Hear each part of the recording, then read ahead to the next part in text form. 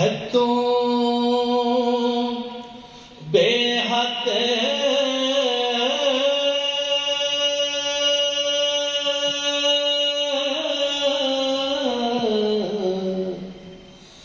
درود نبی جس دا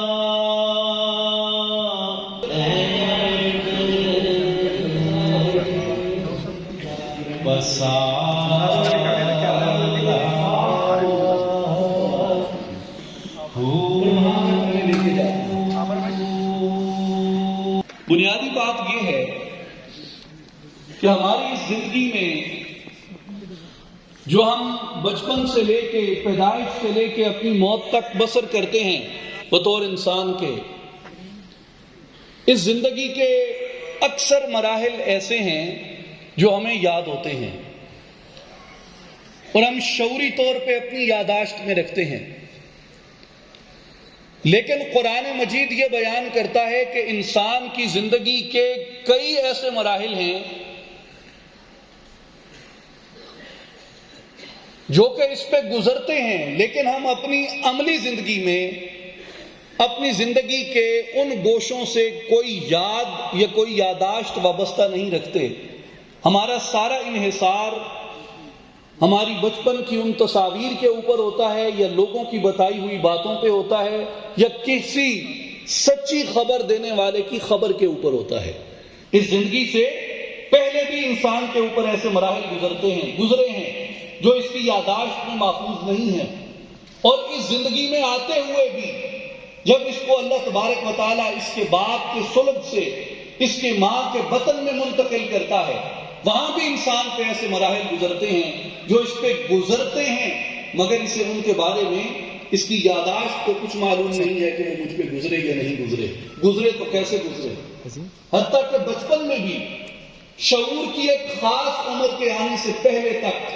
بچہ اپنی یادداشت میں کوئی چیز محفوظ نہیں رکھتا، اگر کچھ ہو بھی تو وہ اتنا دھندلا عکس ہوتا ہے جس سے کوئی مکمل تصویر نہیں بنائی جا سکتی۔ تو میرے بھائی اور بزرگوں، یہ زندگی کا مرحلہ ہے جو ہم گزار کے یہاں تک آتے ہیں، اور جب ہم یہاں پہ پہنچتے ہیں تو قرآن مجید یہ بیان فرماتا ہے کہ تمہاری زندگی یہاں ٹھہر نہیں جاتی بلکہ اس سے آگے جاتی ہے، اور فرمایا کہ قُلْ يَتَوَفَّاكُمْ مَلَكُ الْمَوْتِ الَّذِي وُكِّلَ بِكُمْ ثُمَّ إِلَىٰ رَبِّكُمْ تُرْجَعُونَ۔ اے حبیب صلی اللہ علیہ وسلم، آپ یہ فرما دیجئے کہ موت کا فرشتہ جو تم پر مقرر کیا گیا ہے تمہاری روح قبض کرتا ہے، پھر تم اپنے رب کی طرف لوٹائے جاتے ہو۔ تو بچپن کی شعور کی وہ حد جہاں سے میری یادداشت کا اور میری میموری کا معاملہ شروع ہوتا ہے، وہاں سے لے کے میری موت تک، یا خدا نخواستہ کسی انسان کو کوئی ایسی بیماری لاحق ہو جہاں اس کی یادداشت چلی جائے، وہ ایک الگ معاملہ ہے، ایکسیپشنل ہے، لیکن ایک عام انسان کی زندگی کے اندر اس کی شعور کی وہ حد جب اس کی میموری ایکٹیویٹ ہوتی ہے، میموری ایکٹیویشن سے لے کے اس کی موت تک وہ زندگی بسر کرتا ہے جس کے بارے میں یہ اپنی یادداشت رکھتا ہے۔ لیکن جیسے ہی زندگی کی یہ جیت ختم ہوتی ہے اور ملک الموت آ کے اس کی روح قبض کرتا ہے، ملک الموت اس کی روح لے جاتا ہے اور یہ اللہ کی بارگاہ میں چلا جاتا ہے۔ جب وہاں جاتا ہے تو پھر اس زندگی کا ایک اور مرحلہ شروع ہو جاتا ہے، زندگی کی ایک اور جہت شروع ہو جاتی ہے، زندگی کی ایک اور قسم شروع ہو جاتی ہے، زندگی کی ایک اور نوع شروع ہو جاتی ہے، جس کے بارے میں ہم اتنا ہی علم رکھتے ہیں جتنا کسی سچی خبر دینے والے نے ہم کو بتا دیا۔ اور اس مقام کو جو اس دنیا کے بعد ہے لیکن قیامت سے پہلے ہے،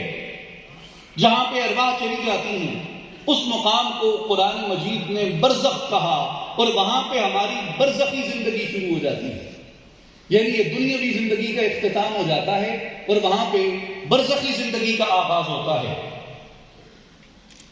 مثال کے طور پہ سورہ مومنون کی آیت نمبر 100 میں اللہ جل شانہ نے ارشاد فرمایا وَمِن وَرَائِهِمْ بَرْزَخٌ إِلَى يَوْمِ يُبْعَثُونَ،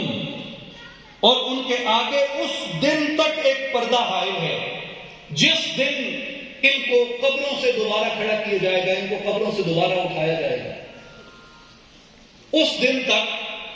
مِن وَرَائِهِمْ بَرْزَخٌ، ان کی آنکھوں کے سامنے ایک اوٹ ہے،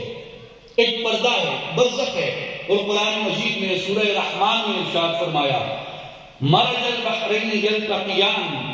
بینہما برزخ لا یبغیان، اس نے دو سمندر رواں کیے جو باہم مل جاتے ہیں، ان کے درمیان ایک آڑ ایسی ہے جس سے وہ تجاوز نہیں کر سکتے۔ تو یہاں پہ برزخ کی طرف پھر قرآن مجید ہماری توجہ دلاتا ہے۔ تو برزخ کیا ہے، وہ آڑ کیا ہے جہاں پہ اس دنیا سے ہماری روح پرواز کر کے چلی جاتی ہے اور عالم برزخ کے اندر جا کے رہتی ہے۔ امام ابو عبداللہ القرطبی رحمۃ اللہ تعالی علیہ اپنی تفسیر الجامع الاحکام القرآن میں ارشاد فرماتے ہیں وَالْبَرْزَخُ مَا بَيْنَ الدُّنْيَا وَالْآخِرَةِ مِنْ وَقْتِ الْمَوْتِ إِلَى الْبَعْثِ فَمَنْ مَاتَ فَقَدْ دَخَلَ فِي الْبَرْزَخِ۔ امام قرطبی رحمۃ اللہ تعالی علیہ فرماتے ہیں کہ برزخ کیا ہے، دنیا اور آخرت کے درمیان جو زندگی کا مرحلہ ہے اس کو برزخ کہتے ہیں، اس کو برزخ کہتے ہیں، یعنی مرنے سے لے کے دوبارہ اٹھائے جانے کے دن تک، موت سے لے کے قیامت کے دن تک جو مرحلہ ہے انسان کا وہ برزخ کے اندر گزرتا ہے۔ فمن مات، جو مرا، فقد دخل فی البرزخ، تو وہ برزخ کے اندر داخل ہو گیا۔ تو اس لیے جو برزخ ہے، برزخ کے بارے میں ہمارے سائنسی آلات یا ہماری حسی علوم ہمیں زیادہ خبردار نہیں کرتے، لیکن برزخ کے بارے میں قرآن مجید اور نبی اکرم خاتم النبیین محمد مصطفیٰ احمد مجتبیٰ صلی اللہ علیہ وآلہ وسلم کی احادیث مبارکہ سے ہمیں زندگی کی کچھ جہتوں کا پتہ چلتا ہے کہ برزخ میں زندگی ہے یا نہیں ہے۔ اگر برزخ میں زندگی ہے تو برزخ میں کیسی زندگی ہے؟ تو جو قیامت کے قیام سے پہلے، قیامت کے وقوع کے پذیر ہونے سے پہلے ان کو صبح اور شام آپ کے سامنے پیش کیا جاتا ہے، محدثین اور مفسرین کرام فرماتے ہیں اس سے مراد عذاب قبر کا برحق ہونا ہے۔ اور امام راضی رحمۃ اللہ علیہ نے بھی اس سے یہی فرمایا کہ دنیا میں ان پر صبح اور شام کا عذاب پیش کیا جانا اس سے واقع نہیں ہے، کیونکہ وہ تو چلے گئے، مر گئے، تو دنیا میں تو ان کے عذاب کا اختتام ہو گیا۔ اب جب مر گئے تو پھر بھی ان کے اوپر عذاب کی استمراری کیفیت، عذاب کے جاری و ساری ہونے کی کیفیت یہ بات بیان کرتی ہے کہ وہ برزخ میں جس بھی مقام کے اوپر موجود ہیں ان کے اوپر وہ عذاب کی کیفیت گزر رہی ہے۔ اور علامہ ابن کثیر رحمۃ اللہ تعالی علیہ نے بھی یہی فرمایا وَهَذِهِ الْآيَةُ أَصْلٌ كَبِيرٌ فِي اسْتِدْلَالِ أَهْلِ السُّنَّةِ عَلَى عَذَابِ الْبَرْزَخِ فِي الْقُبُورِ۔ کیا اہل السنہ کا جو نقطہ نظر ہے کہ قبر کے اندر بھی عذاب دیا جاتا ہے، اس کے اوپر قرآن مجید میں یہ آیت سب سے بڑی دلیل فراہم کرتی ہے کہ قبر میں عذاب کا دیا جانا اللہ کی طرف سے برحق ہے۔ تو اس سے ایک یہ بات آپ کو پتہ چلی کہ اگر قبر میں عذاب ہوتا ہے، اگر قبر میں تکلیف پہنچتی ہے، اگر قبر میں صبح اور شام انہیں آگ کے سامنے پیش کیا جاتا ہے، تو اس کا مطلب ہے کہ ایک نوع کی، ایک قسم کی زندگی ہے، ایک جہت کی زندگی ہے جو زندگی مردہ برزخ کے اندر گزار رہا ہوتا ہے، جو زندگی انسان قبر کے اندر گزار رہا ہوتا ہے، وہاں ایک زندگی موجود ہے، لیکن اس کی نوع سے اس عالم ناسوت کے اندر رہتے ہوئے، اس دنیا حس جو حسی ذرائع کی دنیا ہے، اس کے اندر رہتے ہوئے ہم اس دنیا کی زندگی کے بارے میں زیادہ نہیں جانتے۔ حدیث مبارک کے اندر غور کیجئے، امام ترمذی رحمۃ اللہ تعالی علیہ نے ابواب صفت القیامہ کے اندر حدیث مبارک نقل فرمائی نبی اکرم خاتم النبیین شفیع معظم صلی اللہ علیہ وآلہ وسلم نے ارشاد فرمایا انما القبر روضۃ من ریاض الجنہ او حفرۃ من حفر النار، کہ جو قبر ہے اس کی دو حالتیں ہوتی ہیں، قبر کی دو حالتیں ہوتی ہیں، قبر یا تو جنت کے باغوں میں سے باغ ہوتی ہے، جنت کے باغوں میں سے باغ ہوتی ہے، اور یا دوزخ کے گڑھوں میں سے گڑھا ہوتی ہے۔ انما القبر روضۃ من ریاض الجنہ، قبر جنت کے باغوں میں سے ایک باغ ہوتی ہے، او حفرۃ من حفر النار، یا دوزخ کے گڑھوں میں سے ایک گڑھا ہوتی ہے۔ اب یہاں اس حدیث مبارک سے آپ کو قبر کی زندگی کی، برزخی زندگی کی دونوں باتیں معلوم ہوتی ہیں کہ اگر کافر کی ہے یا منافق کی ہے تو اس سے قرآن مجید اور احادیث مبارکہ میں بیان کیا گیا کہ وہاں عذاب بیتتا ہے، لیکن اگر مومن کی ہے، اعمال صالح کرنے والے کی ہے، نیک شخص کی قبر ہے، تو وہ جنت کے باغوں میں سے ایک باغ ہوتی ہے۔ حتی انہ لیسمع قرع نعالہم، جب اس کے ساتھی پیٹ پھیر کے چلے جاتے ہیں تو جسے رکھ کے گئے قبر میں وہ جاتے ہوئے ان کے جوتوں کی چاپ کو بھی سنتا ہے۔ وہ جو مردہ ہے جسے قبر میں دفنا کے گئے ہیں، جو ساتھی اسے رکھ کے گئے، حتی انہ لیسمع قرع نعالہم، وہ ان کے قدموں کی چاپ کو بھی سن رہا ہوتا ہے، ان کی آہٹ کو بھی سن رہا ہوتا ہے۔ اور آپ صلی اللہ علیہ وآلہ وسلم نے فرمایا پھر اس کے پاس دو فرشتے آتے ہیں اور وہ اس کو بٹھا دیتے ہیں، اس مردے کو جو دفن کیا گیا اسے بٹھا دیتے ہیں، اور بٹھا کے اسے پوچھتے ہیں ما کنت تقول فی ھذا الرجل محمد صلی اللہ علیہ وآلہ وسلم، فرمایا کہ وہ اس سے پوچھتے ہیں کہ تم اس شخص محمد صلی اللہ علیہ وآلہ وسلم کے بارے میں اپنی زندگی میں کیا کہتے تھے؟ تو بس وہ کہے گا فَيَقُولُ أَشْهَدُ أَنَّهُ عَبْدُ اللَّهِ وَرَسُولُهُ، اگر وہ سرکار علیہ السلام کی بندگی اور سرکار علیہ السلام کی رسالت کی گواہی دے گا تو وہ فرشتے اسے کہیں گے کہ دیکھو تمہاری جگہ دوزخ ہوتی اگر تم نبی اکرم صلی اللہ علیہ وآلہ وسلم کی بندگی اور رسالت کی گواہی نہ دیتے، لیکن اللہ تبارک و تعالیٰ نے تیرے ایمان کی وجہ سے تیرے مقام کو جنت میں تبدیل فرما دیا ہے۔ نبی اکرم صلی اللہ علیہ وآلہ وسلم کی معرفت، نبی اکرم صلی اللہ علیہ وسلم کی پہچان، نبی اکرم صلی اللہ علیہ وآلہ وسلم کی عظمت اور نبی اکرم صلی اللہ علیہ وسلم کی رسالت کی گواہی کی بدولت اللہ تبارک و تعالی قبر کو جہنم کا گڑھا نہیں رہنے دیتا بلکہ اسے جنت کے باغوں میں سے باغ بنا دیتا ہے۔ لوہے کے ہتھوڑے سے ضرب لگائی جائے گی، کس کے کانوں کے درمیان؟ وہ مردہ جس کو آپ اور ہم قبر میں رکھ کے گئے، اور یہ مرحلہ ہر انسان کے اوپر بیتتا ہے۔ تو اس سے معلوم ہوا کہ قبر کے اندر حساب کتاب ہوتا ہے، قبر کے اندر سوال جواب ہوتا ہے۔ اگر مومن ہے اور درست جواب دیتا ہے، اپنے درست جواب کے اوپر صلہ پاتا ہے، خیر پاتا ہے، جزا پاتا ہے، اور لیکن اگر کوئی ایسا شخص ہے جسے وہ جواب نہیں آتا، جس نے عقل کے ذریعے حقیقت کو نہیں پہچانا، جس نے وحی کی تلاوت نہیں کی اور جس کی حقیقت تک رسائی نہ ہوئی، ایمان تک رسائی نہ ہوئی، اعمال صالحہ کو اختیار نہ کیا، سچ کو اختیار نہ کیا، عدل کو اختیار نہ کیا، اعتدال کو اختیار نہ کیا، محبت کو اختیار نہ کیا، معاف کرنے کو اختیار نہ کیا، صلح جوئی کو اختیار نہ کیا، سخاوت کو اختیار نہ کیا، نماز اور روزہ کی پابندی نہ کی، اللہ تبارک و تعالیٰ کی توحید پہ کامل ایمان نہ رکھا، نبی اکرم صلی اللہ علیہ وآلہ وسلم کی رسالت کی گواہی نہ دی، آپ صلی اللہ علیہ وآلہ وسلم کے اسوہ مبارکہ پہ عمل نہ کیا، حدیث صحیح بیان کرتی ہے کہ اس کی بدعمالی کی وجہ سے، اس کی بدعمالی کی وجہ سے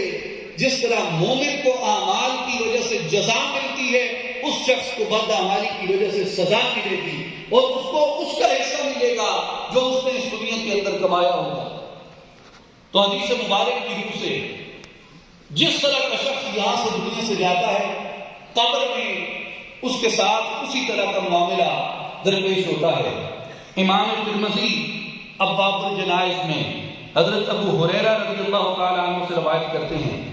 کہ جب منکر اور نکیر اس میت سے پوچھتے ہیں ما کنت تقول فی ھذا الرجل، تو اس عظیم المرتبہ شخصیت کے بارے میں کیا کہتا تھا؟ تو وہ کہتا ہے ہوا عبداللہ صلی اللہ علیہ وسلم کی رسالت اور نبی اکرم صلی اللہ علیہ وآلہ وسلم کی مقام بندگی کی عظمت کا اعتراف کیا۔ اور پھر آگے اسی حدیث پاک میں بیان ہوتا ہے، اسے کہا جائے گا کہ سو جا، وہ کہے گا مجھے اجازت دیجئے میں جا کے اپنے گھر والوں کو بتاؤں تاکہ ان کو بھی یہ جواب قبر میں نفع دے، مگر فرشتے اسے کہیں گے نم کا نومت العروس، سو جا، آج نویلی دلہن کی طرح سو جا۔ وَإِن كَانَ مُنَافِقًا، اور اگر وہ منافق ہوتا ہے تو پھر آگے وہی سارا معاملہ بیان فرمایا کہ کس طریقے سے جیسے مومن کی قبر کو دگنا کر دیا جاتا ہے، وسیع کر دیا جاتا ہے، سرکار اسلام نے فرمایا اسی طرح منافق کے اوپر قبر کو سکیڑ دیا جاتا ہے۔ تو اب بات یہ ہے کہ فَأَمَّا الْمُؤْمِنُ، چاہے مومن ہے، وَأَمَّا الْكَافِرُ وَبِالْمُنَافِقِ، چاہے کافر یا منافق ہے، ایمان کی کسی بھی حالت کا، ایمان کے کسی بھی درجے کا بندہ ہوتا ہے، جب اس دنیا سے رخصت ہوتا ہے اگلی دنیا کے اندر اس سے پوچھا بھی جاتا ہے، بات بھی کی جاتی ہے، سوال بھی کیا جاتا ہے، جواب بھی لیا جاتا ہے، گویا زندگی کی وہ نو جیسے انسان اپنے بطن مادر میں گزارے ہوئے وقت کو، ماں کے پیٹ میں گزارے ہوئے وقت کو یاد نہیں کرتا، پیدائش کے بعد کے کچھ لمحات انسان اپنی میموری میں یاد نہیں رکھتا، اس علم کے بارے میں زیادہ خبر نہیں رکھتا، اسی طرح انسان جب مر جاتا ہے تو مرنے کے بعد کی جو زندگی ہے اس کے بارے میں وہ زیادہ خبر نہیں رکھتا، لیکن اس کا یہ مطلب نہیں ہے کہ جو اس نے ماں کے بطن میں وقت گزارا جو اس کو یاد نہیں آ رہا، اس کا یہ مطلب نہیں ہے کہ اس نے وہ وقت گزارا ہی نہیں، اس کا فقط اتنا مطلب ہے کہ وہ اس کی میموری میں محفوظ نہیں ہے، وہ اس کو یاد نہیں ہے۔ اسی طرح اگر یہ قبر کی زندگی کے بارے میں کچھ جانتا نہیں ہے تو اس کا مطلب یہ نہیں ہے کہ قبر کے اندر زندگی بیتتی نہیں ہے۔ جس طرح یہ بطن مادر میں وقت گزارتا ہے اس کے باوجود کہ اسے یاد نہیں رکھتا، اسی طرح انسان قبر کے اندر بھی ایک زندگی گزارتا ہے۔ الگ بات ہے کہ اس دنیا میں رہتے ہوئے اسے قبر کی زندگی کی حقیقت کا معلوم نہیں ہوتا، لیکن جو قبر کی زندگی ہے اس کی ایک اپنی نو ہے، اس کی ایک اپنی قسم ہے، لیکن جس طرح یہاں بعض حقائق ایسے ہیں جو آپ کو عام آنکھ کے ساتھ نظر نہیں آتے، عام آنکھ کے ساتھ نظر نہیں آتے، اس کے لیے آپ کو ایک آلہ حاصل کرنا پڑتا ہے، اور اگر آپ وہ آلہ حاصل کر لیں تو آپ ان اشیاء کو بھی دیکھ سکتے ہیں جو یہاں موجود ہوتی ہیں، لیکن عام طور پہ اس چشم بصارت کو انہیں دیکھنے کی سکت نہیں ہوتی۔ آلے کی مدد کے بغیر وہ اشیاء دیکھی نہیں جا سکتی، وہ اشیاء پرکھی نہیں جا سکتی۔ مثال کے طور پہ آپ یہاں بیٹھ کے کئی سیارے اور ستارے ہیں جن کو دیکھ سکتے ہیں، لیکن انہیں دیکھنے کے لیے آپ کو ایک خاص طرح کا ٹیلیسکوپ چاہیے، آپ کو ایک خاص طرح کی ٹیکنالوجی چاہیے۔ جب تک آپ اس ٹیکنالوجی کو حاصل نہیں کرتے، وہ خاص طرح کی مشین اگر آپ کے پاس نہیں ہے وہ خاص طرح کا لینس اگر آپ کے پاس موجود نہیں ہے تو آپ کوزم میں، افلاک میں ان اشیاء کا مشاہدہ نہیں کر سکتے، حتیٰ کہ آپ مٹی کے اندر بھی ان اشیاء کا مشاہدہ نہیں کر سکتے اگر آپ کے پاس وہ مخصوص دیکھنے کے آلات، دوربین یا خوردبین موجود نہیں ہے۔ اسی طرح یہ دنیا جو اس قبر کے بعد کی ہوتی، اس دنیا کے بعد کی ہوتی ہے، اسے دیکھنے کے لیے بھی انسان کی یہ آنکھ ناکافی ہو جاتی ہے،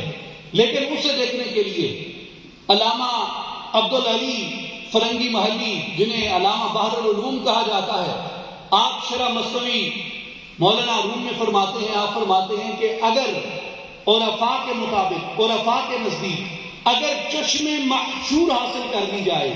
چشم محشور اس آنکھ کو کہتے ہیں جو انسانوں کی آنکھ حشر کے دن ہوگی اور وہ ان اشیاء کا بھی مشاہدہ کر سکے گی، ان چیزوں کو بھی دیکھ سکے گی جن کو یہ آنکھ نہیں دیکھ سکتی۔ علامہ بحر العلوم فرماتے ہیں اگر انسان وہ چشم محشور حاصل کر لے جو حشر کے دن انسان کی آنکھ ہوگی، تو وہ اشیاء، وہ انوار، وہ تجلیات، وہ حقائق جو انسان اس دنیا میں نہیں دیکھ سکتا عام طور پہ، لیکن عرفاء کے نزدیک، صلحاء کے نزدیک، اولیاء کے نزدیک اگر وہ آنکھ حاصل کر دی جائے تو انسان ان تجلیات، ان انوار اور ان جہانوں کی دنیا کو بھی دیکھنے کی صلاحیت پیدا کر لیتا ہے۔ اس لیے اللہ تبارک و تعالیٰ نے فرمایا، نبی اکرم صلی اللہ علیہ وآلہ وسلم فرماتے ہیں، حدیث قدسی ہے، صحیح بخاری میں روایت فرمایا، اللہ تعالیٰ فرماتا ہے کہ بندہ جب فرضی عبادت کے بعد نوافل کے ذریعے میرا قرب حاصل کرتا ہے، میں اس بندے سے محبت کرنے لگ جاتا ہوں، اتنی محبت کرتا ہوں حتیٰ کہ میں اس کے کان بن جاتا ہوں جن سے یہ سنتا ہے، میں اس کی آنکھیں بن جاتا ہوں جن سے یہ دیکھتا ہے، میں اس کی زبان بن جاتا ہوں جس سے یہ بولتا ہے، میں اس کے ہاتھ بن جاتا ہوں جس سے یہ پکڑتا ہے، میں اس کے پاؤں بن جاتا ہوں جس سے یہ چلتا ہے، میں اس کا عقل بن جاتا ہوں، اس کا فؤاد بن جاتا ہوں جس سے یہ سوچتا ہے، حتیٰ کہ یہ بندہ مجھ سے سوال کرتا جاتا ہے، میں اس بندے کو عطا کرتا جاتا ہوں۔ تو وہ ایک آلہ ہے۔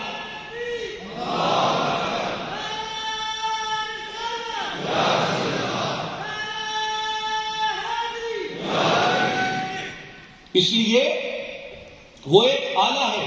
اور وہ آلہ کیا ہے؟ وہ آلہ اپنے اندر کے نور کو بیدار کرنا ہے، اور انسان اگر اپنے اندر کی آنکھ کو بیدار کر لے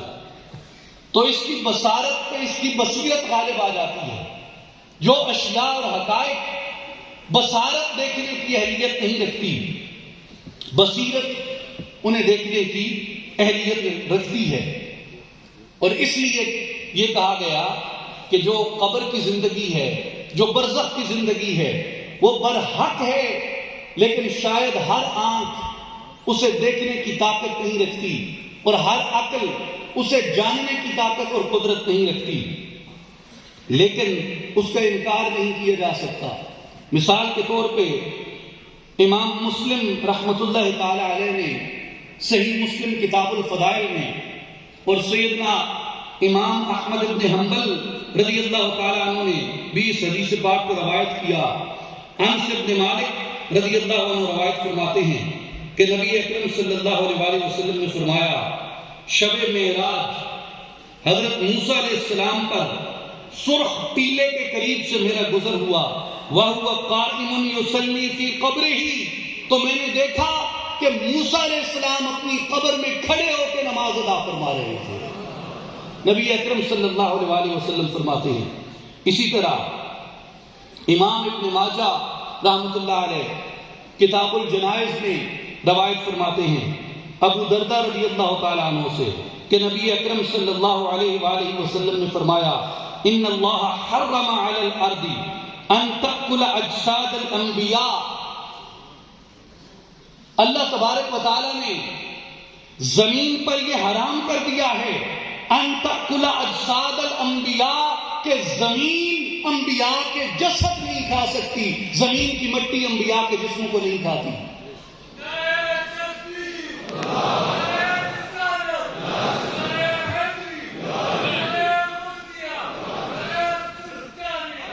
اور پھر آگے فرمایا فَنَبِيُّ اللَّهِ حَيٌّ يُرْزَقُ، جو اللہ کے نبی ہوتے ہیں وہ اپنی قبر کے اندر بھی زندہ ہوتے ہیں اور ان کو وہاں پہ رزق عطا کیا جا رہا ہوتا ہے. تو زندہ ہے واللہ، تو زندہ ہے واللہ، میری چشم عالم سے چھپ جانے والے. اور میرے بھائی اور بزرگوں، یہ ایسے بات نہیں ہے.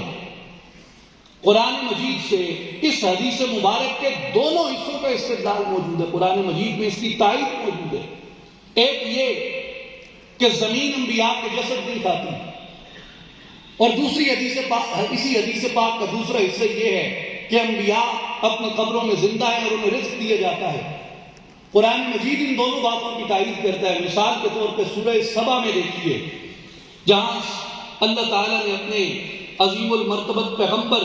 سیدنا سلیمان علیہ السلام کی وفات کا ذکر فرمایا. سورہ سبا آیت نمبر 14، فلما قضينا عليه الموت ما دلهم على موته الا دابة الارض تأكل من سعته فلما خر تبينت الجن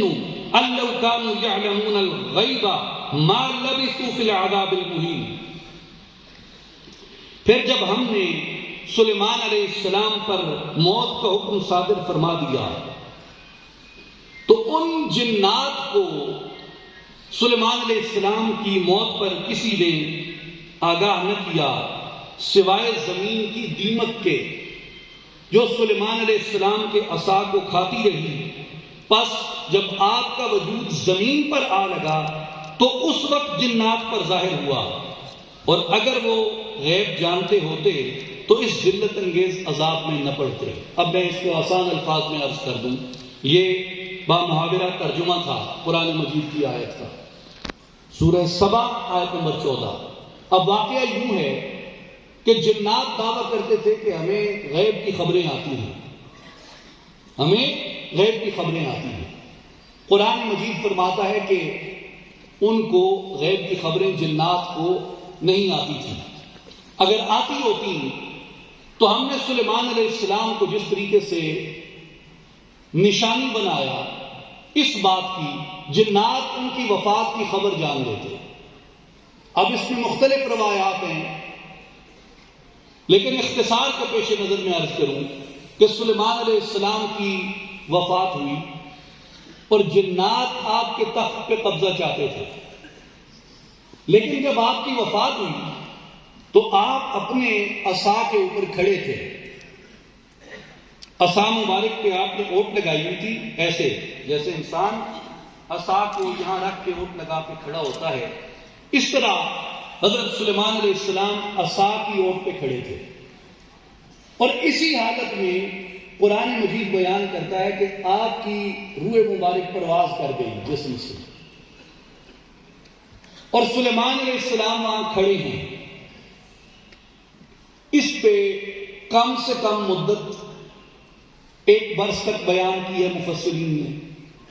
اور بعض نے زیادہ بھی کی ہے اور بعض نے بہت زیادہ ایگزیجریٹ بھی کیا ہے آپ کی اس مدت کو، کہ کتنا عرصہ آپ کا جسد اقدس لاٹھی کے اوپر عصا کے اوپر کھڑا رہا. اب غور کریں، لاٹھی کو دیمک لگا، لاٹھی کو دیمک لگا،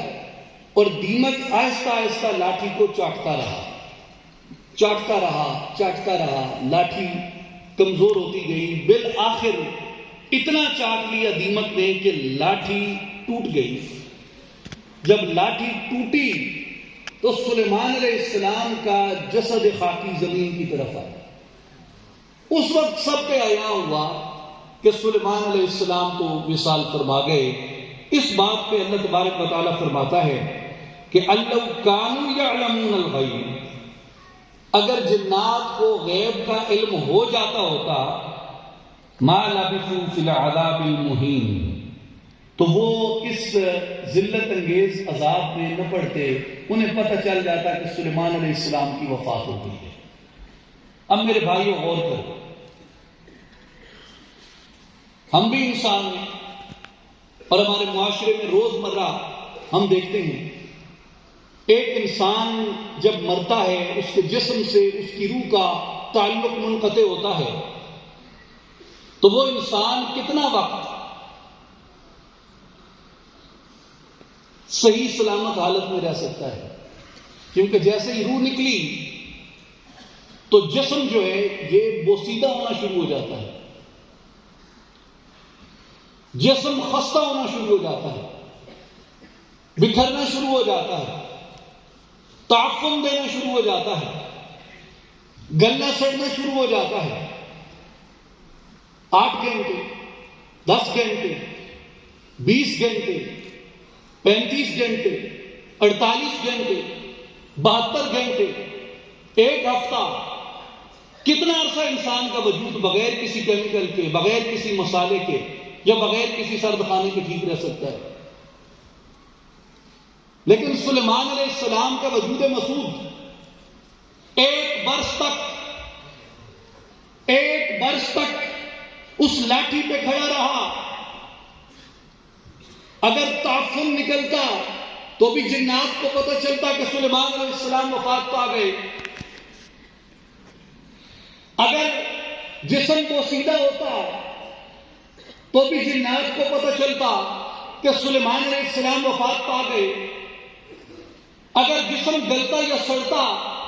تو بھی جنات کو پتہ چل جاتا سلیمان علیہ السلام وفات پا گئے۔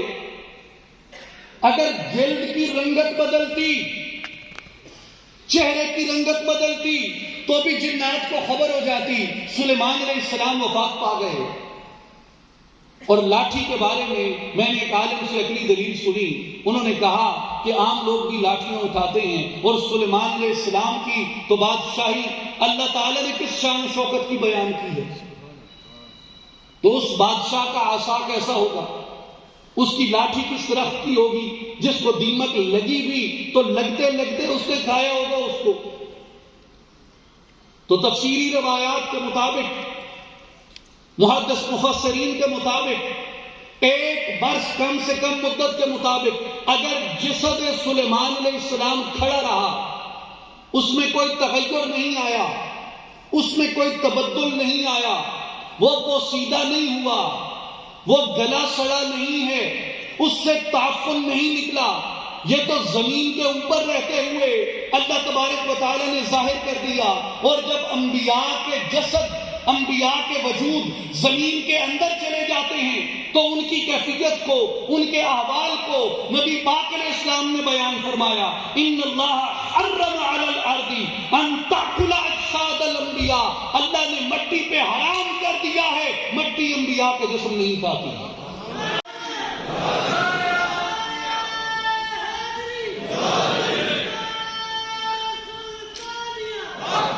اس لیے میرے بھائیوں اور بزرگوں، انبیاء کے وجود مسعود اس دنیا میں بھی اگر ہوں تو وفات کے بعد گلتے سڑتے نہیں ہیں، اور اگر وفات کے بعد قبر مبارک میں چلے جائیں تو قبر کی مٹی انبیاء کے وجود کو نہیں کھاتی۔ دوسری بات نبی پاک علیہ السلام نے فرمائی، فَنَبِيُّ اللَّهِ حَيٌّ يُرْزَقُ، اللہ کے نبی زندہ ہیں اور انہیں رزق دیا جاتا ہے۔ یہ تو انبیاء کی بات میرے آقا و مولا محمد مصطفیٰ احمد مجتبیٰ خاتم الانبیاء صلی اللہ علیہ وآلہ وسلم نے فرمائی۔ قرآن مجید بیان کرتا ہے، وَلَا تَحْسَبَنَّ الَّذِينَ قُتِلُوا فِي سَبِيلِ اللَّهِ أَمْوَاتًا بَلْ أَحْيَاءٌ عِندَ رَبِّهِمْ يُرْزَقُونَ۔ قرآن مجید بیان فرماتا ہے کہ تم انہیں مردہ گمان بھی نہ کرو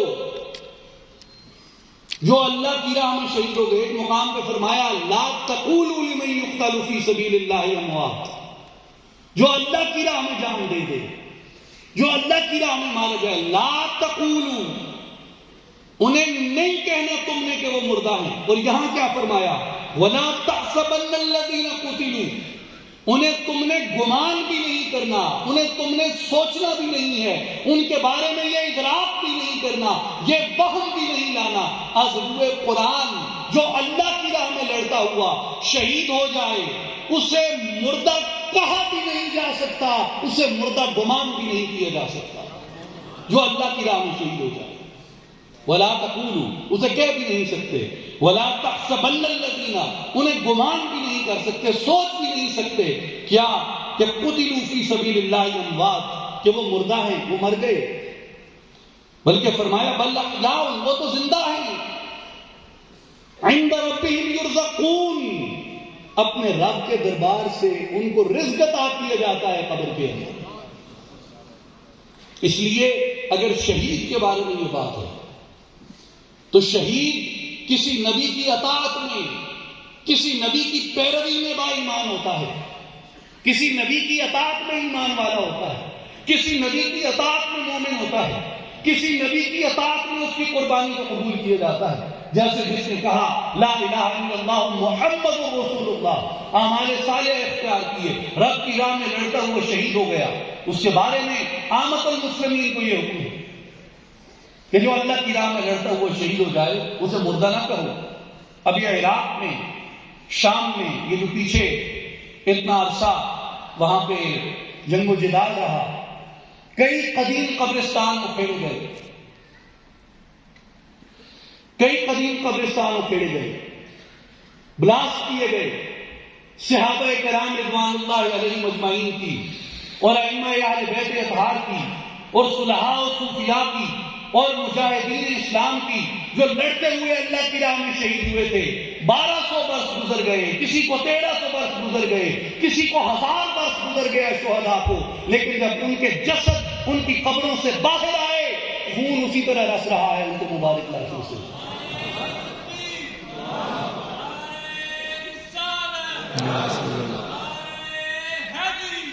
الحاوی الفتاوی میں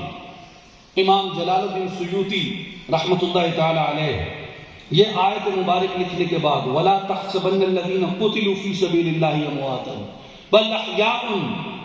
عِندَ رَبِّهِمْ يُرْزَقُونَ، یہ آیت مبارک لکھنے کے بعد فرماتے ہیں وَالْأَنْبِيَاءُ أَوْلَى بِذَلِكَ فَهُمْ أَجَلُّ وَأَعْظَمُ وَمَا نَبِيٌّ إِلَّا وَقَدْ جَمَعَ مَعَ النُّبُوَّةِ وَصْفَ الشَّهَادَةِ فَيَدْخُلُونَ فِي عُمُومِ لَفْظِ الْآيَةِ۔ امام سیوطی کہتے ہیں اور انبیاء اس کے ساتھ اولا ہیں اور وہ اجل اور اعظم ہیں، اور کوئی نبی نہیں لیکن اس کی نبوت کے ساتھ شہادت کے وصف کو جمع کر دیا گیا، لہذا وہ لفظ آیت کے عموم میں تمام انبیاء کرام بھی داخل ہیں۔ اس لیے اس آیت کا اطلاق جہاں شہداء پہ ہے وہاں انبیاء پہ بھی ہے۔ اور میرے بھائیوں بزرگوں، اب یہ معلوم ہو گیا کہ برزخ کی ساری گفتگو کا خلاصہ کرتے ہیں اور پھر آگے چلتے ہیں۔ توجہ ہے آپ سب کی؟ قرآن مجید کی روح سے یہ معلوم ہو گیا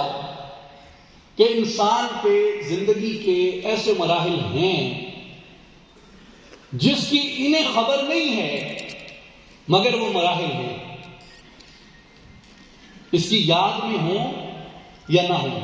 اس کی میموری میں وہ ہوں یا نہ ہوں، اس سے پہلے بھی اس پہ ایسے مراحل گزرے ہیں اور اس کے بعد بھی اس پہ ایسے مراحل آتے ہیں جن کے بارے میں یہ زیادہ خبر نہیں رکھتا۔ اگلی بات یہ معلوم ہوئی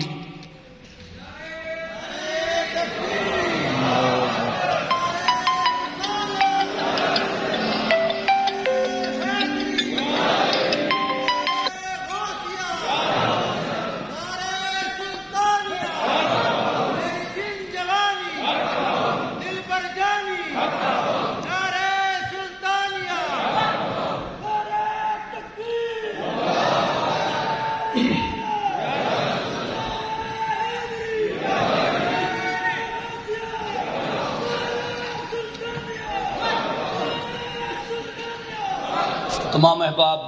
شوق اور محبت سے اپنی نشستوں پہ تشریف رکھیں۔ تمام احباب بیٹھ جائیں، اپنی نشستوں پہ تشریف رکھیں۔ ہماری بڑی سعادت اور خوش قسمتی ہے کہ مرشد ماں، شیخ ماں، قائد ماں، جانشین سلطان الفقر، سرپرست اعلیٰ اسلامی جماعت و عالم تنظیم العارفین حضرت صاحبزادہ سلطان محمد علی صاحب مسند صدارت پہ تشریف فرما ہیں، اور آج کی یہ تقریب میلاد مصطفیٰ و حقبہ کانفرنس آپ کی سرپرستی میں اور آپ کی صدارت میں انعقاد پذیر ہے، اور یہ آپ جانتے ہیں کہ تربیت کا سلسلہ، پیغام پہنچانے کا سلسلہ پورے ملک کے اندر جاری و ساری ہے، اور ہر روز ایک مقام پہ اسی طرح عظیم الشان مجلس برپا کی جاتی ہے، جس میں اہل ذوق و شوق، اہل محبت، اہل علم و فضل تشریف لاتے ہیں، اور اسی طرح نبی اکرم صلی اللہ علیہ وآلہ وسلم کے پیغام مبارک سے، دین کے پیغام سے ہم اپنے قلب و روح کو منور کرتے ہیں۔ اور آج الحمدللہ ملک کے طول و عرض میں ہزاروں نوجوان ایسے ہیں جو اللہ جل شانہ کی طلب میں اور اس کے ذکر پاک سے اپنے سینوں کو منور کیے ہوئے ہیں،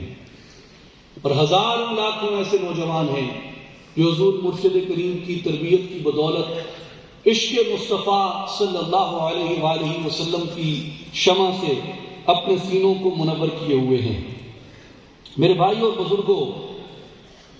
گفتگو کے اختتامی مرحلے میں داخل ہوتے ہوئے اب اس خلاصے میں غور کریں کہ زندگی کے وہ مراحل ہیں جنہیں انسان نہیں جانتا، مگر کتاب و سنت میں اس بات کی ہمیں سچی خبر ملتی ہے کہ وہ مراحل انسان پہ بیتتے ہیں، اور اس زندگی کے ختم ہونے کے بعد بھی ایک زندگی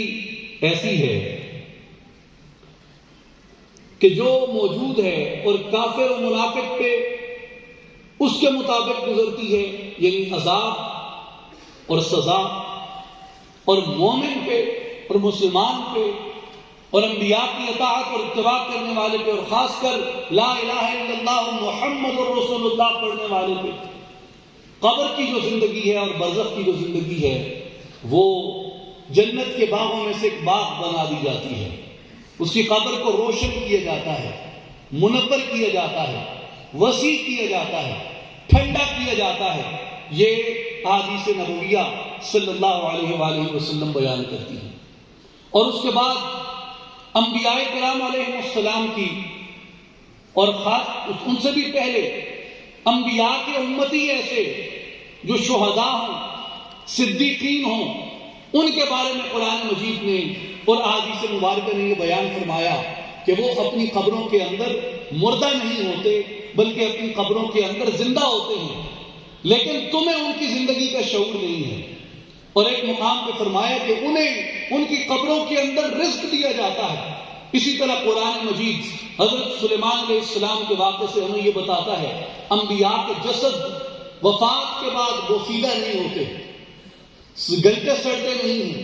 تعفن زدہ نہیں ہوتے، اور ان کی موت عام لوگوں کی موت سے مختلف ہوتی ہے۔ جس طرح ان کی زندگی عام لوگوں کی زندگی سے مختلف ہوتی ہے، ان کی موت بھی عام لوگوں کی موت سے مختلف ہوتی ہے، ان کی قبر بھی عام لوگوں کی قبر سے مختلف ہوتی ہے۔ اور نبی اکرم صلی اللہ علیہ وآلہ وسلم فرماتے ہیں اللہ نے زمین پہ حرام کر دیا کہ یہ انبیاء کے جسم کھائے، یہ نہیں کھا سکتی، اور انبیاء اپنی قبروں میں زندہ ہیں اور ان کو رزق دیا جاتا ہے۔ اور ایک مقام پہ نبی اکرم صلی اللہ علیہ وآلہ وسلم فرماتے ہیں کہ میں جب معراج کی رات سرخ ٹیلے سے گزرا تو میں نے موسیٰ علیہ السلام کو دیکھا، وہ اپنی قبر میں کھڑے ہو کے نماز ادا فرما رہی ہیں۔ میرے بھائیوں، اگر جنرلی دیکھیں انبیاء کے جسم ان کی قبروں کے اندر موجود ہیں، مٹی ان کو نہیں کھاتی۔ سلیمان علیہ السلام کو دیکھیں، سلیمان علیہ السلام باوجود اس کے کہ وصال کر گئے مگر جسم بوسیدہ نہیں ہوا،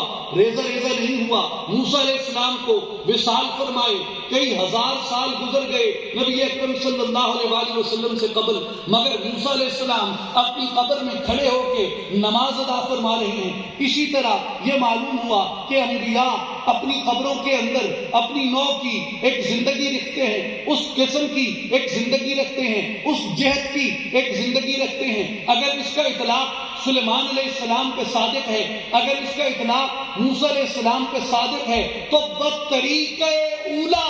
اس کا اطلاق نبی اکرم خاتم النبیین محمد مصطفیٰ احمد مجتبیٰ صلی اللہ علیہ وآلہ وسلم کی ذات گرامی پہ ہوتا ہے۔ اس لیے اولیاء و صوفیاء کہتے ہیں امتیوں، نبی سے محبت کا مزہ یہ ہے، نبی سے تعلق کا لطف یہ ہے، اور نبی سے نسبت کا کمال یہ ہے کہ اپنے نبی علیہ السلام سے ایسا تعلق استوار کرو، ایسا تعلق استوار کرو، اس طرح ڈوب کے اپنے نبی سے محبت کرو اور اپنے نبی پہ اتنی کثرت سے صلاۃ و سلام پڑھو کہ تم یہاں سے کہو السلام علیکہ یا رسول اللہ، نبی علیہ السلام اپنے روضہ اقدس سے تمہارے سلام کا جواب عطا فرمائے۔ سبحان اللہ،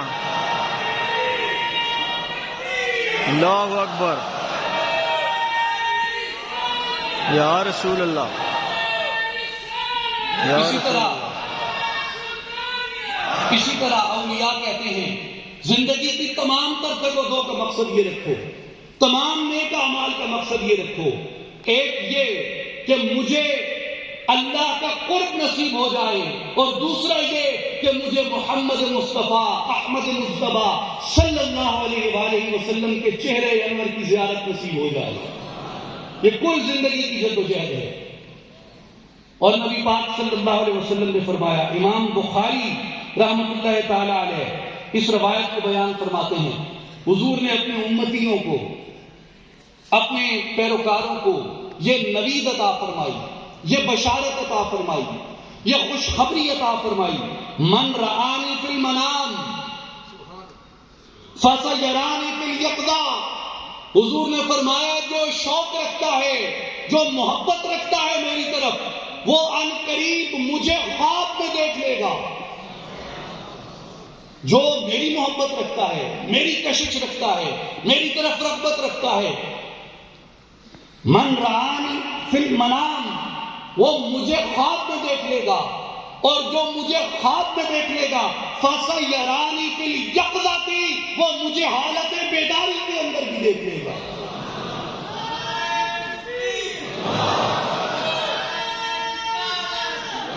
جو مجھے من رآنی فی المنام، صحیح بخاری، جو مجھے خواب میں دیکھ لے گا فَسَيَرَانِي فِي الْيَقْظَةِ، وہ مجھے حالت بیداری کے اندر بھی دیکھ لے گا۔ میرے بھائیو، یہ تو جستجو کی بات ہے،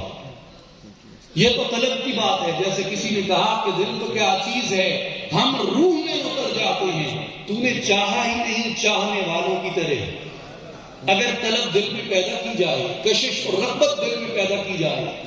تو وہاں تو عطا میں کمی نہیں ہے۔ اللہ فرماتا ہے فَاصْبِرْ وَكَانَ رَبُّكَ بَصِيرًا، اے بندے تو ہی صبر کر کے بیٹھا ہے، تیرا رب تو تیری راہ دیکھ رہا ہے، وہ تو تیری طرف دیکھ رہا ہے۔ ہم تو مائل کرم ہیں، کوئی ساحل ہی نہیں، راہ دکھلائیں کسے، راہ روے منزل ہی نہیں، تم میں حوروں کا کوئی چاہنے والا ہی نہیں، جلوہ طور تو موجود ہے، موسیٰ ہی نہیں۔ طلب تو کرو اس کو، چاہو تو صحیح اس کو، مانگو تو صحیح اس کو۔ اور مومن کی زندگی کی کل جمع پونجی اور اس کی طلب وہ یہی ہوتی ہے کہ اسے نبی پاک شیخ الاولیاء صلی اللہ علیہ وآلہ وسلم کا دیدار نصیب ہو جائے۔ اور آج کی مولد شریف سے منسوب اس بابرکت تقریب میں اللہ کو اس کی رحمت کا وسیلہ دیتے، اس کے اسم جلالت کا وسیلہ دیتے، اور نبی اکرم صلی اللہ علیہ وآلہ وسلم کا مبارک وسیلہ دیتے، اور جسے مقبولیت ہے نبی اکرم صلی اللہ علیہ وآلہ وسلم کی آل و اطرت کا وسیلہ دے کے یہ دعا کرتے ہیں کہ جتنے بھی اہل بزم ہیں، جتنے بھی اہل مجلس ہیں، اللہ پاک ہر ایک کو موت سے قبل سید دو عالم کے چہرے انور کی زیارت نصیب فرما دے۔ آمین۔ فَسَيَرَانِي فِي الْيَقْظَةِ، اور ایسے خوش نصیب بھی ان میں سے چن لے جن کو حالت بیداری میں نبی پاک علیہ السلام کی زیارت نصیب ہو جائے. آمین. کئی اولیاء ایسے ہیں. امام جلال الدین سیوطی رحمۃ اللہ علیہ کے بارے میں کہا گیا کہ 75 مرتبہ 75 times he saw Prophet sallallahu alayhi wa sallam while he was awake, not sleeping, not in dream. وہ جاگ رہے تھے. جاگتے ہوئے امام جلال الدین سیوطی رحمۃ اللہ علیہ نے نبی پاک صلی اللہ علیہ وآلہ وسلم کی زیارت کی.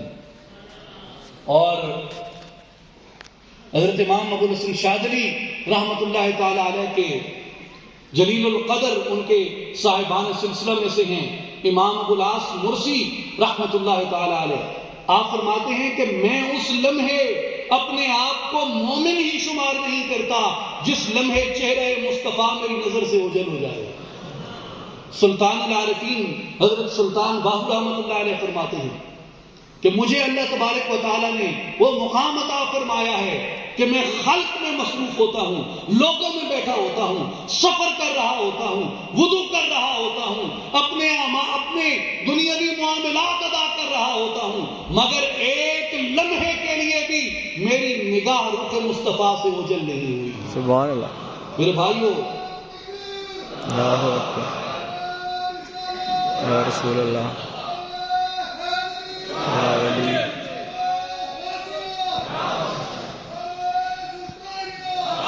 میرے بھائی اور بزرگوں,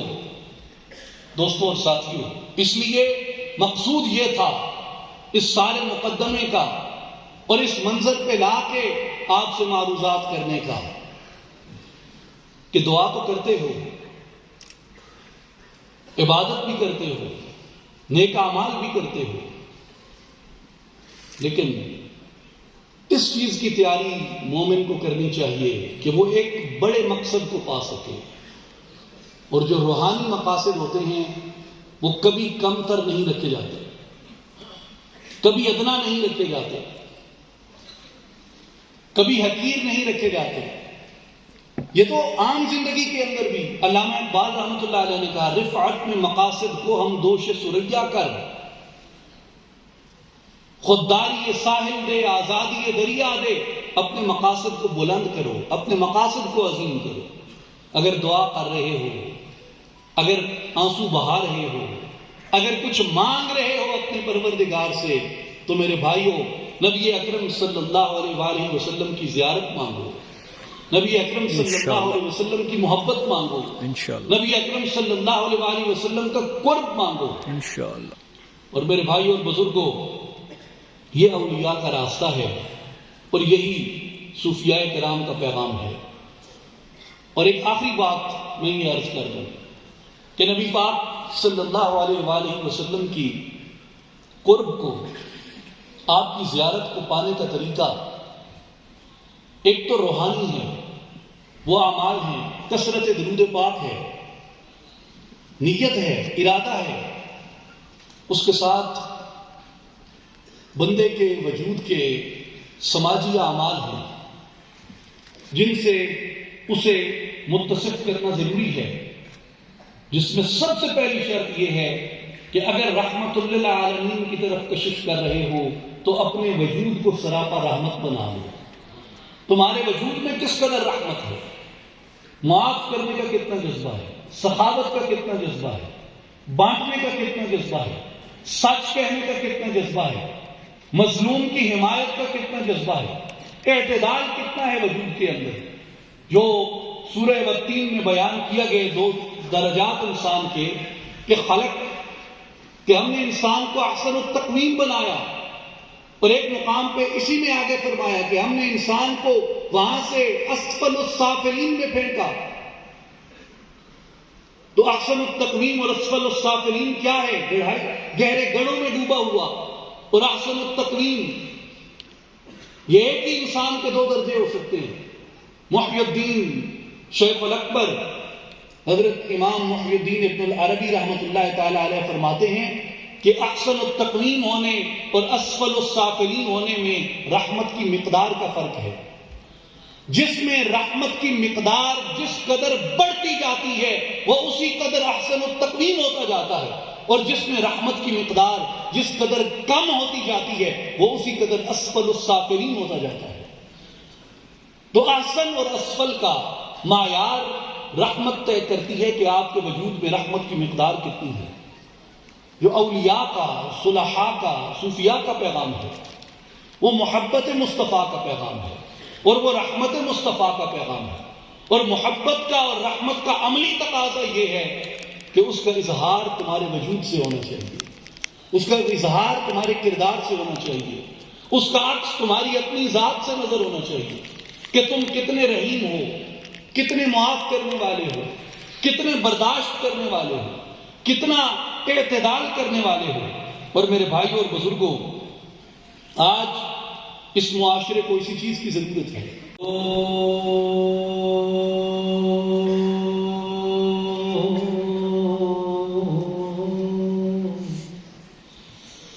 ہے تو بے حد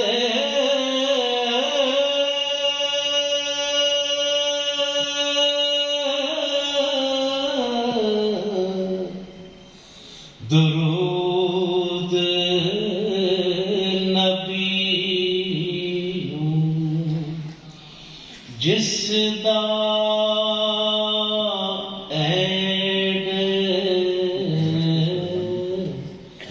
پسارا ہو،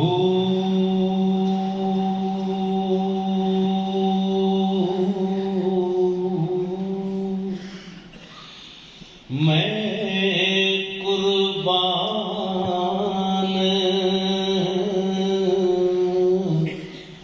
تنہا تو حضرت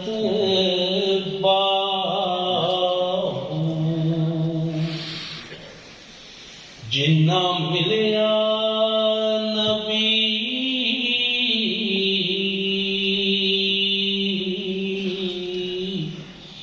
سہارا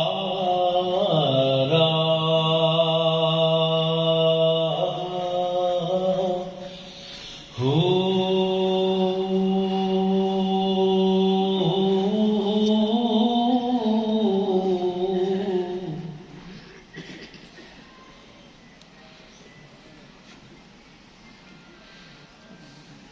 سامعین محترم، آج کے اس عظیم الشان پروگرام میں تشریف لانے پر اصلاحی جماعت و عالمی تنظیم العارفین کی جانب سے آپ تمام معزز مہمانوں کا تہ دل سے شکریہ ادا کرتے ہیں، اور اسلام آباد کی تمام انتظامیہ کا بھی تہ دل سے شکریہ ادا کرتے ہیں۔ سامعین محترم، اب بارگاہ رسالت مآب صلی اللہ علیہ وآلہ وسلم میں ہدیہ صلاۃ والسلام پیش کیا جائے گا۔ اس کے بعد حضور مرشد کریم خصوصی دعا فرمائیں گے۔ تمام احباب صلاۃ والسلام کے لیے کھڑے ہو جائیں۔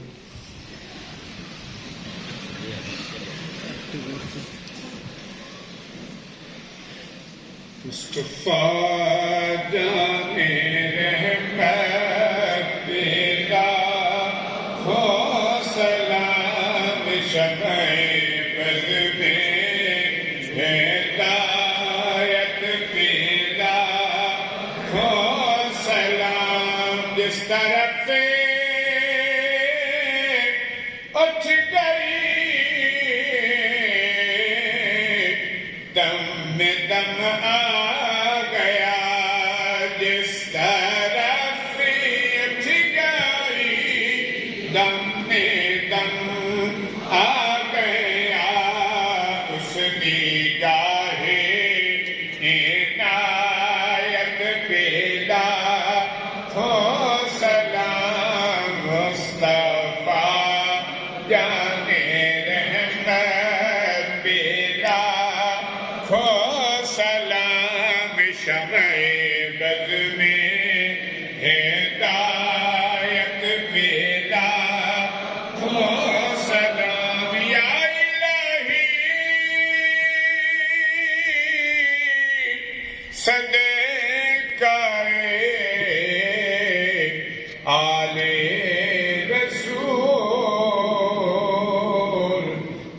सलाम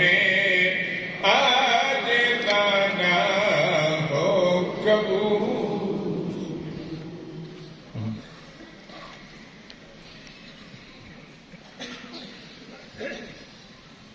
बिस्मिल्लाहिर्रहमानिर्रहीम। अल्लाहुम्मा सल्लि अला सय्यिदिना व मौलाना मुहम्मदिन व अला आलि मुहम्मदिन व बारिक व सल्लिम व सल्लिम अलैहि। या अल्लाह, हमारी हाजिरी अपनी बारगाह में कबूल फरमा। आमीन। जो लोग नेक इरादे लेकर इस महफिल में आए हैं, उनके नेक इरादों को पूरा फरमा। आमीन। या अल्लाह, मुसलमानों की जितनी भी तकलीफ और मुश्किलात हैं आसान फरमा। आमीन। हमारे मुल्क पाकिस्तान की खैर फरमा। आमीन। पाकिस्तान को अमन और इस्तेहकाम अता फरमा। आमीन। कश्मीर को हिंदुस्तान के तसल्लुत से आज़ाद फरमा। आमीन। और क़िबले अव्वल को इसराइल के तसल्लुत से आज़ाद फरमा। आमीन। जहाँ जहाँ मुसलमानों पर मज़ालिम ढाए जा रहे हैं, उनकी हिफाजत फरमा। आमीन। और ज़ालिमों को इनके कैफरी के द्वार तक पहुँचा। आमीन। या अल्लाह, तमाम आलम इस्लाम को इत्तेहाद और इत्तेफाक नसीब फरमा। आमीन। हमारे दिलों को अपने और अपने हबीब पाक सल्लल्लाहु अलैहि वसल्लम के इश्क से भर दे। आमीन। हमें हुज़ूर नबी करीम सल्लल्लाहु अलैहि वसल्लम की सच्ची मोहब्बत नसीब फरमा। आमीन। या रसूल अल्लाह उन्जर हालना, या हबीब अल्लाह इस्मा क़ौलना, इन्नना फ़ी बहरि गम्मिन मुग़रक़ून, आमीन। खुज़ यदैना सहिल लना शानना। सल्लल्लाहु तआला अला हबीब खैर खल्क़िही मुहम्मद व अला आलिहि व अस्हाबिही अजमईन।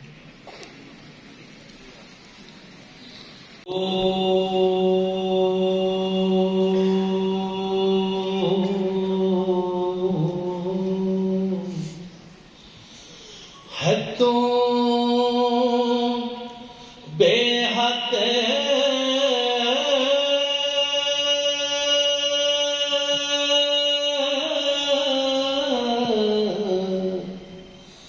दुरूद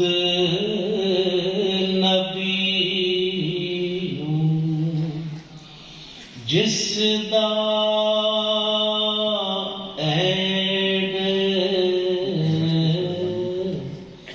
पसारा हो।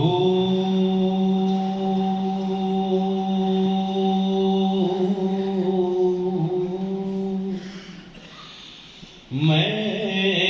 कुर्बान